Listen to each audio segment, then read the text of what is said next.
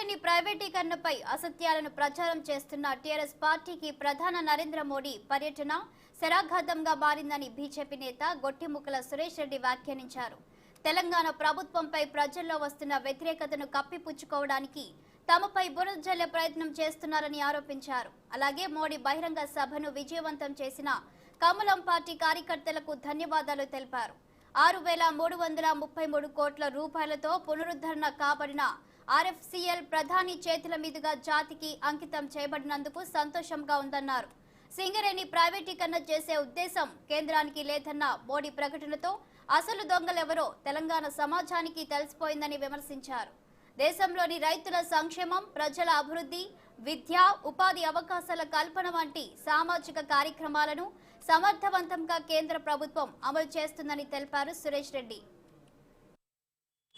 సభ గురించి ప్లస్ మన అందరం కూడా ఏ విధంగా జరిగిందనే దాని గురించి కొంచెం చేసి ఆ సభ గురించి చెప్పదలుచుకున్న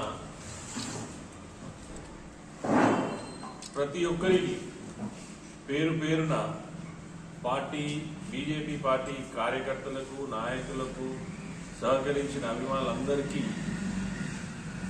ప్రతి ఒక్కరికి మా యొక్క ధన్యవాదాలు తెలుపుతూ ఆ సభను దిగ్విజయంగా సభ సక్సెస్ చేసినందుకు పార్టీ తరఫున, మా పెద్దపల్లి నియోజకవర్గం తరఫున అందరికీ నమస్కారం.